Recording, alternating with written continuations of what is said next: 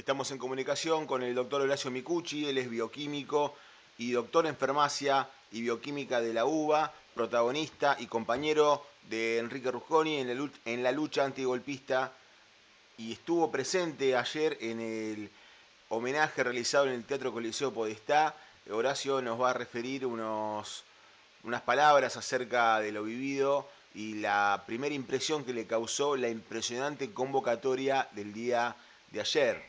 Yo puedo contar lo que pasó y lo interesante sería saber cómo se reflejan los jóvenes de hoy las cosas que ocurrieron en ese tiempo, porque en realidad estamos en un gobierno que está volviendo al plan que fue el plan verdadero objetivo de la dictadura del año 76, que era el plan de Martínez de Oz, que era un plan de entrega nacional, de entrega del patrimonio nacional, de destrucción de todo aquello que tuviera un atisbo de independencia nacional, de miseria para el pueblo, de hambre, y bueno, es bueno recordar porque porque se vinculan hechos que ya se repitieron como 4 veces en la Argentina y que tienen un final cantado. Si triunfan ellos, no es que ojalá triunfen, si triunfan ellos, 20 millones de argentinos están de más en la Argentina. Y en esos años se discutieron esas cosas. Y es bueno tomar experiencia para ver, porque cuando se repita tenemos que aprender de lo que ocurrió. Por eso me parece importante lo de ayer, fue muy emotivo desde ya, para mí en particular fue muy emotivo, porque conocía a Enrique Rusconi, sé lo que pensaba, pero más de emotivo tiene que ser aprender del pasado para saber qué hacer en el presente y decidir a qué futuro vamos. Eso es lo que yo pienso de lo de ayer, fue muy grande, se llenó ese teatro completamente, no sé, habría 1000 personas, una cosa así, 50 años después, como si hubiera sido ayer. Eso me pareció importante, ¿no? Y Horacio, en este momento, en este momento de la Argentina, en este momento donde hay un presidente que habla lo que habla del comunismo, o de personas como Enrique, por ejemplo, que claramente están en la vereda de enfrente de lo que él piensa, en este momento, llenar ese Teatro Coliseo Podestá, ¿qué significa? Y significa que, viste que el tango dice, el verdadero amor se ahogó en la sopa.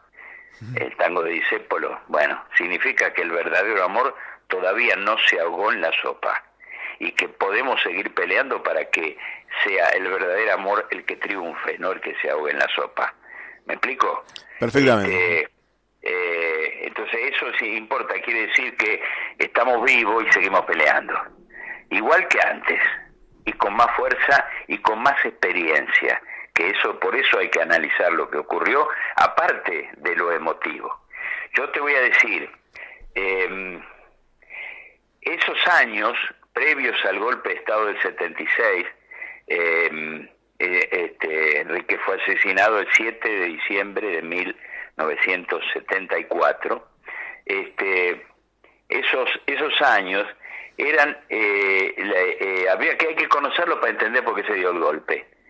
¿Y por qué siempre nos bamboleamos hacia ese peligro? No es cierto que no va a ocurrir nunca más. Si nosotros no estamos alerta, va a volver a ocurrir. Había un movimiento popular enorme, obrero y popular enorme, se discutía todo y había múltiples organizaciones populares en los lugares. Por ejemplo, no estoy hablando de organizaciones políticas, estoy hablando de organizaciones de base, estoy hablando de desarrollo de inmensos cuerpos delegados. Y doy un solo ejemplo, el ESMATA de Córdoba, con una vinculación con lo que, una decisión muy activa de lo de abajo. El delegado no era el jefe de los de abajo, era el representante de los de abajo. En el ESMATA de Córdoba, cada tantos meses el delegado volvía al trabajo, en el lugar del trabajo, el dirigente sindical volvía al trabajo para no perder contacto con aquellos que representaba. Y esas estructuras democráticas también estaban en el campo, en las ligas agrarias, ni hablemos en la universidad, cuerpos delegados por curso, por año, organizaciones muy de expresión de lo que pasa abajo. Eso era lo que atormentó a la dictadura. La primera dictadura había sufrido, la del año la anterior, la de Onganía Leviton Lanuse, había tenido el Cordobazo, el Rosariazo, explosiones populares que mostraron cómo es la Argentina de fondo. Es un país donde todo parece tranquilo y explota en un estallido, como fue el argentinazo, como había sido allá por el 90 y pico, 93, el santiagueñazo. Es decir, hay formas de movilización popular que ganan las calles y hay formas de organización democrática que surgen una y otra vez. La organización de cuerpos de delegados, de organismos de base, los organismos del movimiento estudiantil. Ahí en La Plata había una asociación de docentes e investigadores, donde en la facultad, por ejemplo, de Ciencias Exactas de La Plata, había representantes por cada departamento que no solo se elegían entre todos los docentes e investigadores, sino que su mandato era revocable en cualquier momento si no respondían a las decisiones de los que lo habían designado. Eso conformaba una estructura con una especie de ejecutivo que se elegía anualmente, con presidente, vicepresidente, tesorero, secretario, lo básico, pero la mayoría eran los delegados de los departamentos que eran revocables en cualquier momento. Es decir, lo que yo creo que hemos discutido en el mundo en los últimos 200 años es si es gobierno del pueblo, por el pueblo, y desde allí para el pueblo, o es alguien que dice gobierno para el pueblo y después lo traiciona. Entonces yo creo que lo que pasó, lo más importante razón por la cual se dio ese golpe del 76 es para parar ese tremendo movimiento y organización popular de base. No hablo de organizaciones guerrilleras, hablo de la organización del pueblo. Ese era su objetivo. Por eso ayer se comentó que el diario La Nación, no me acuerdo si lo había dicho el general López de Ofrán, que era el segundo de Lanuse, el general Lanuse, o lo había dicho Alzogaray, decía hay que terminar con los soviets de fábrica, es decir, los cuerpos delegados obreros, estudiantiles, campesinos, populares, organizaciones como soy hoy un esbozo, las multisectoriales. Eso es la primera razón del golpe de Estado del 76. La segunda fue sacarse de encima a un gobierno que era débil, tercermundista, pero mira, yo pensando en que me ibas a llamar, estaba mirando un libro que se llama M76, Motivos y Pretextos, Asalto a la Argentina, que escribió el doctor Julio González, que era secretario legal y técnico de la presidencia en la época de la señora de Perón y en la época de Perón. Y él hace un listado de las cosas por las cuales se dio ese golpe. Y yo te voy a leer solamente algunas y vos vas a entender por qué la segunda causa era derrocar ese gobierno débil, con sectores reaccionarios en su seno, incluso sectores golpistas como el gobernador Calabró, pero que tenía propuesta estas medidas. Hizo esto, nacionalización de las bocas de expendio de los combustibles. Imagínate hoy si todas las estaciones de servicio fueran de YPF estatal, no sociedad anónima, estatal. Nacionalización de las agencias noticiosas extranjeras, incorporación al patrimonio nacional del Canal 7, nacionalización de los canales de televisión 9, 11 y 13. Te estoy leyendo, Sí, por favor. Patrimonio nacional de 36 radioemisoras comerciales, nacionalización de la Panamericana de Televisión Única Convertidora de Ciclaje de Sudamérica, nacionalización de la editorial Codex, leo, nulidad de los contratos del Estado Nacional Argentino y la ITT y Siemen por los mayores costos que le cobraron a Entel, suspensión del negociado de la ITA, lo que pretendía venderle la empresa al Estado por 400 millones de dólares. Bueno, así hay 25 medidas, ahí entendés por qué fue el golpe. Pensá que eso se haga hoy, pensá que mañana salís y te ponen todas las estaciones de servicio con YPF, y YPF no es sociedad anónima, es sociedad del Estado, es 100% estatal. Entonces está claro por qué fue el golpe. La tercera razón, y esto es importante, ayer se dijo en parte, la tercera razón de ese golpe es que se dividió el sector popular, porque algunos creyeron, fueron utilizados por los golpistas, porque atacaron a Perón y a la señora de Perón en lugar de los golpistas. Nosotros empezamos a denunciar el golpe desde mediados de 1974, 2 años antes. Y hubo quien equivocó al enemigo. Por ejemplo, lo de Rucci no es un acto revolucionario. Lo de Rucci fue planeado al más alto nivel golpista para atacar a Perón. Rucci era un sindicalista de Perón. El ataque al cuartel de Azul se hizo para golpear a Perón porque su comandante era un peronista. Entonces no se debe mezclar como actos revolucionarios los que fueron actos hechos por maniobras golpistas. Hubo un recrudecer terrorista destinado a crear condiciones de ese golpe de Estado. Esa fue la tercera razón por la que ese golpe pasó. Nosotros decíamos, otro 55 no pasará. Nosotros trabajábamos para que no hubiera otro 1955, otro 1930 que derrocó a Irigoyen, otro 1966 que derrocó al presidente Ilía, que anuló los contratos de privatización petrolera que había hecho Frondizi anteriormente, que también fue una de las razones del golpe del 66. Entonces, esos 3 factores, terminar con las organizaciones de base del movimiento obrero, campesino, popular, sería lo que le molesta hoy, que es el Frente Nacional Campesino, las organizaciones campesinas de base, que los pequeños productores tengan su expresión democrática de organización, que los estudiantes tengan su organización democrática, de abajo para arriba, no de arriba para abajo. Multisectoriales, defensa de las pymes, defensa y organizaciones multisectoriales de las empresas, de los empresarios verdaderamente nacionales, no de los monopolios que viven y originan nuestra dependencia. Eso fue el motivo central del golpe, y sacar del medio en un mundo que tenía una disputa. Había 2 superpotencias, Estados Unidos y la URSS. Estados Unidos era democrático de palabra e imperialista y fascista en el plano exterior de hecho.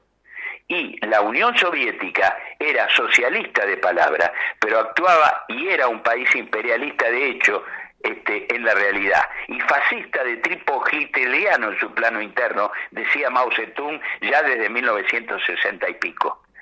O sea, eso era el mundo, y en esa disputa por la Argentina necesitaban sacar del medio el auge popular y obrero y estudiantil y docente y cultural, y sacar del medio al gobierno de la señora de Perón. Por eso nosotros defendimos la continuidad constitucional del gobierno de la señora de Perón. Y nosotros le decíamos, subversivos son ustedes, no nosotros. Ustedes son los que subvirtieron el orden constitucional de ustedes mismos.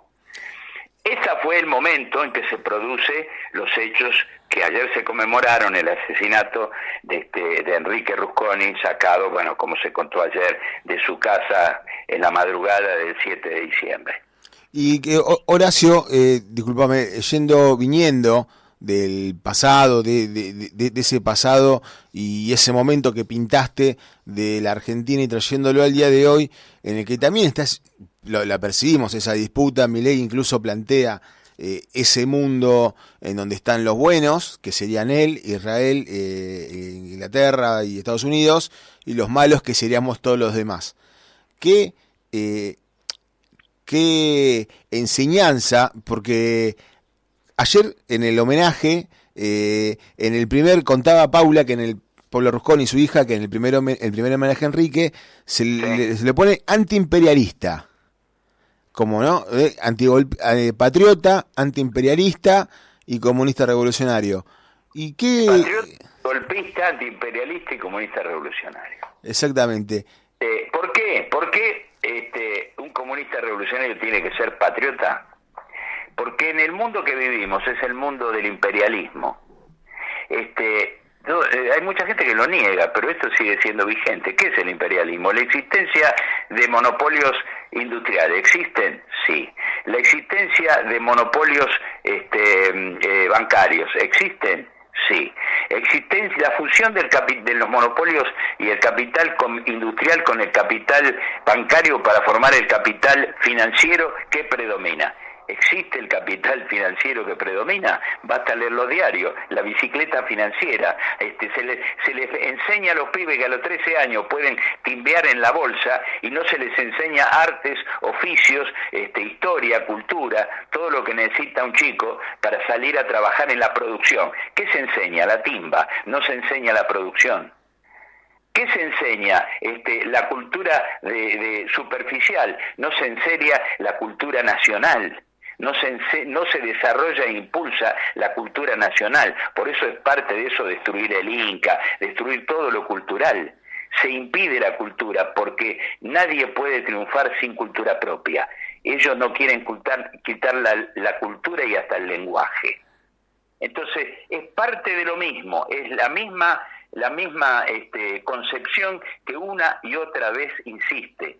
Porque no es que esta oligarquía argentina fue asesina solo en el 76, fue asesina en los bombardeos de la Plaza de Mayo, en 1955. Buenos Aires es la única ciudad bombardeada en América, en toda América, y bombardeada por su propia Fuerza Armada. Pero esa Fuerza Armada también tiene su contradicción, porque tuvo generales como Mosconi y Valdris, defensores del petróleo nacional, el general Sabio, defensor de la metalúrgica nacional, el general Perón, es decir, hubo generales, en los radicales también, el teniente coronel Cataño y el teniente coronel Pomar, hasta olvidados por los propios radicales, fueron militares que se sublevaron contra el golpe del 30, y Mosconi, el general Mosconi de YPF y el general Valdris, su segundo, estuvieron presos en el año 1930 por los golpistas. Los radicales debieran recordar a Alem y debieran recordar a Irigoyen, porque el radicalismo se dividió en el 30, una parte eran los irigoyenistas y eran los otros los que se plegaron al golpe del 30, eran los llamados radicales antipersonalistas, a los que los irigoyenistas llamaban los galeritas, porque eran los galeritas de los ricos. Entonces, ¿cuántos galeritas tienen hoy los radicales? Los radicales tienen que sacarse encima esos galeritas. Los peronistas tienen que sacarse encima a aquellos que olvidaron el primer plan quinquenal de Perón, en el cual podríamos empezar a discutir un programa para hoy de un frente, un amplio frente de unidad patriótica, democrática, popular, obrera, para reemplazar a Milei. Un amplio frente público y programático. Con un programa, nosotros proponemos a los peronistas, discutamos el primer plan quinquenal de Perón. A los radicales, discutamos lo que decía Alem. Los radicales no saben cómo surge su nombre. Los años 80, 1880, que siempre Milei dice que hay que volver, terminaron con la revolución del 90, que encabezó Alem. Alem estaba en ese momento aliado a Mitre contra Roca y Juárez Selman.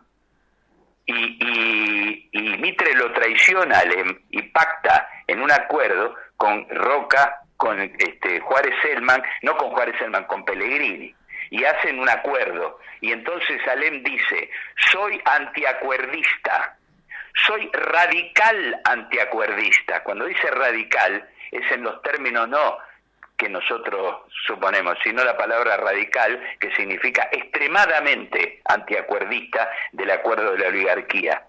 Soy radical antiacuerdista, soy radical intransigente, dice. ¿Estamos? Sí. Y ahí surge Unión Cívica Radical.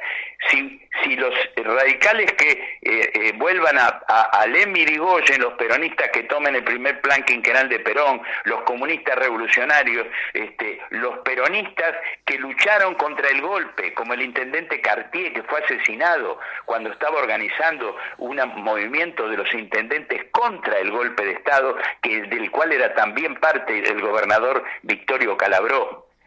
Si hacemos esa unidad, es posible vencer, es posible sacarnos de encima este gobierno que es de sumisión nacional, de entrega nacional, y que nos va a llevar a la destrucción de nuestra cultura, a la desocupación y a que sobren 20 millones de argentinos que para este tipo debieran morirse. Por eso hace lo de los jubilados. ¿Qué le importa? Si se mueren todos, para él, para sus cuentas cierra. Para sus cuentas cierra, si quiere hacer de nosotros una especie de enclave colonial. Por eso concilia con los ingleses. Estamos hablando con Horacio Micucci, él es referente y especialista en temas de bioseguridad y también protagonista principal de la época y de las vivencias de Enrique Rusconi, homenajeado ayer en el Teatro Coliseo Podestá de La Plata. Horacio, viniendo a este tema que estabas hablando de los lastres que hay que sacarnos de encima, ¿no? Los que luchan, por los que son peronistas, los que son radicales, los comunistas revolucionarios, ¿qué te parece en eso del programa que podemos ir trabajando las fuerzas populares, los campesinos, los obreros hoy, para tener más trabajo, mejor trabajo, poder satisfacer esas necesidades tan urgentes? Estamos hablando, ¿no?, de una Argentina con 1,5 millones de niños que se van a dormir sin cenar, esa desocupación que crece. ¿Por dónde hay que empezar? ¿Qué le dirías a un obrero que hoy está, pido aumento de salario? ¿Qué hago para ir a una lucha? Mirá, yo primero te voy a decir algunas cosas que aprendí de Enrique Rusconi. Por favor. Y que a esto que vos decís. Yo recuerdo que una vez había que hacer un acto ahí por la Plaza Italia, había un local de una empresa de micro que se alquilaba, qué sé yo, y pudimos hacer un acto ahí. La Expreso Buenos Aires, no sé si alguien recordará eso ahora. Y era un acto político, donde se definía la situación política, como ahora estamos hablando. Y Enrique tenía que hablar, y tenía 15 minutos, 20 como máximo. Y empezó hablando del precio de la cebolla y de la papa. Y yo me pregunté cómo va a ser para llegar a la explicación de lo que está pasando en política del país.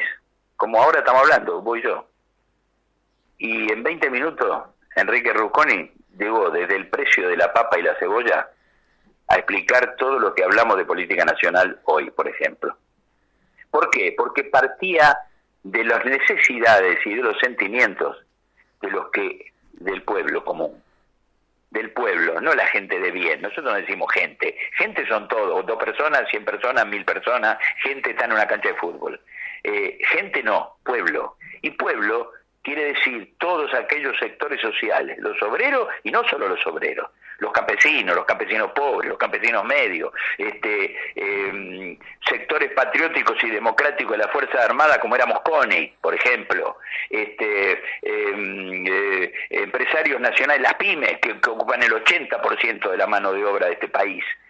Me explico, todo eso es el pueblo. Entonces había que escuchar ese pueblo para poder empezar desde el precio de la papa y la cebolla y terminar diciendo que tenés un gobierno dictatorial o en ese momento, o decir que era decir que hay entrega, hay sumisión, hay dependencia en la Argentina, hay grandes latifundistas dueños de 1 millón de hectáreas como Benetton, mientras la mayor parte de los campesinos no tienen tierra para trabajarla, tierra en propiedad, es decir, se distribuye la tierra y se le da en propiedad. Eso en el Río de la Plata solamente intentó hacerlo el general Artigas en Uruguay. En 1815, en internet se puede encontrar el estatuto. Dice, dividir las tierras de la banda oriental en fracciones de 2 leguas por 2 leguas y media y entregarla en propiedad empezando por los más pobres, las viudas, los negros, los gauchos, los mestizos de toda mezcla, los más pobres, los necesitados. Eso dice el estatuto de 1815 que se puede encontrar en internet. Pongan Artigas, estatuto 1815 y léanlo. Ese fue el único intento de reforma agraria en la Argentina. ¿Por qué México pudo hacerlo con Emiliano Zapata y con Pancho Villa? Hizo reforma agraria con el general Cárdenas, que a la vez creó la Pemex, la empresa petrolera del Estado mexicano. Eso muestra la diferencia entre México y la Argentina. Cuando alguien me dice quiero una presidenta como la de México, yo le tengo que decir tierra para los campesinos en propiedad. Todos esos campesinos que rodean La Plata, todos esos campesinos que rodean los centros urbanos, a los que se le paga 5 y 10 veces menos apenas transportándolo que lo que se vende en Buenos Aires, que se le paga a lo mejor 10 veces menos la lechuga a ellos que la producen que a nosotros en Buenos Aires. Y mientras tanto se produce una locura. Tenés 70% de jóvenes que no comen, que no tienen, que están en la pobreza. Tenés la mitad más de la mitad, porque si yo te cuento cómo se hacen las cifras del INDEC, que lo reconoció el propio director del INDEC, vos no vas a poder creer, porque si vos tomás la canasta básica alimentaria del INDEC, a un hombre que es la unidad de consumo de 30 a 55 años, le toca una manzana por día. A su mujer de la misma edad le toca 0,77 de manzana, 3/4 de manzana. Y a un chico de 5 años le toca 1/4 de manzana. Aunque pudiera cubrir esa canasta, se moriría de hambre. Mientras tanto, a los campesinos productores que trabajan en tierra ajena, pagando alquileres que a veces son la mitad de todo lo que ingresa bruto, a eso se le paga 10 veces menos, 6 veces menos, 5 veces menos de lo que acá se está vendiendo en los centros urbanos. ¿Y qué te parece si uno de los puntos en discusión es que esa verdura sea trasladada por tantas empresas pequeñas de transporte que no tienen trabajo a las plazas públicas de las ciudades y son vendidas a la mitad del precio de mercado y ganando el campesino muchísimo más de lo que recibe hoy?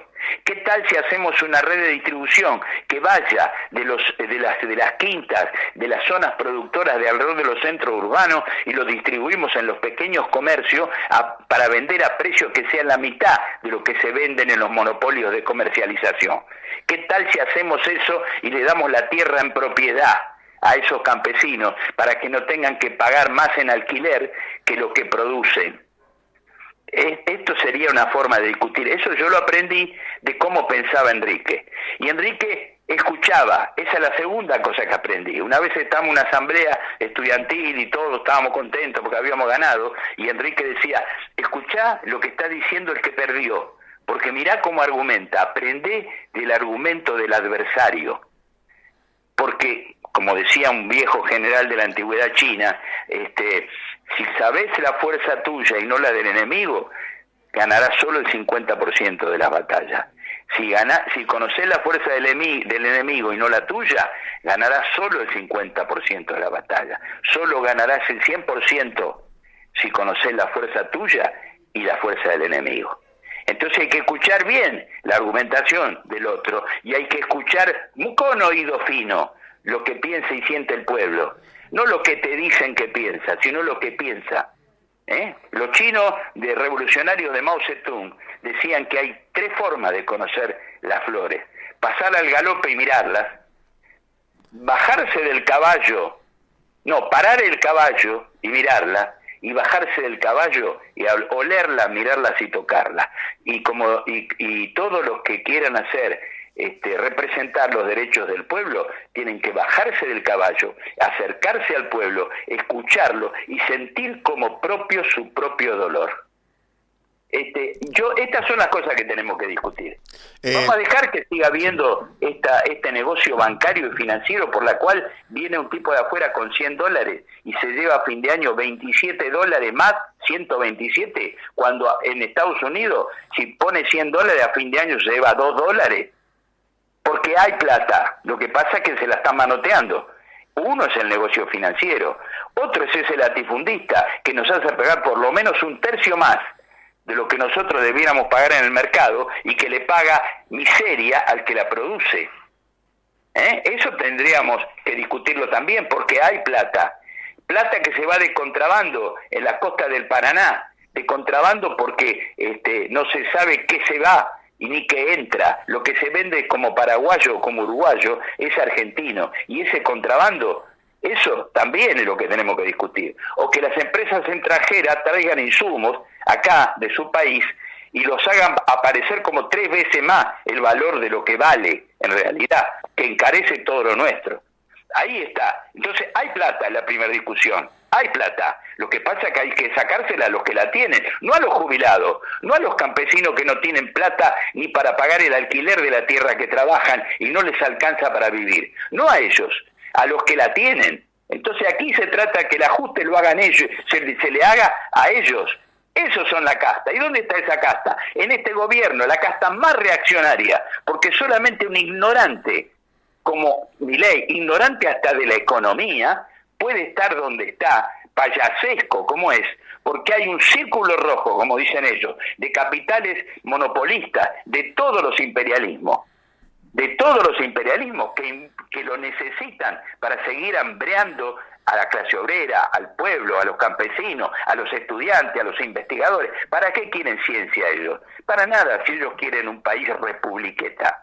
Quieren hacer de la gloriosa nación argentina una republiqueta petrolera, gasífera y minera ahora, y en manos de terratenientes que se quedan con la tierra, que trabajan los campesinos pobres, los campesinos medios, y hasta perjudican una parte de los campesinos ricos. Destruyen el empresariado nacional, nos van a llenar de mercadería, de baratijas, y esas baratijas van a destruir la industria nacional, como ya pasó. Vean La Plata Dulce, la película de La Plata Dulce, ese es el modelo. Ese es el modelo. De eso te quería hablar ahora un poco, y ya culminando la entrevista, por supuesto dejando abierta la puerta para futuras entrevistas y bueno, y con una columna de opinión. Desde Abajo es un programa que está en 3T Radio. La radio es una herramienta para dar esta pelea y difundir estas cosas entre los que luchan. Yo a lo que iba en la propuesta hacia el pueblo, para empezar a sacarnos estos lastres de encima, vos decías lo de la soberanía, y yo lo digo con mucho de nuestra audiencia, que hoy son productores, que bueno, están tirando la verdura, están viviendo una crisis, que muchos te dicen, voy a dejar de producir. ¿Qué sería en cómo afecta la soberanía de un país que no haya productores de alimentos propios? Bueno, yo te voy a dar un ejemplo. Esto están queriendo hacer un convenio con Francia. Los campesinos, Francia jamás va a entregar a los campesinos propios.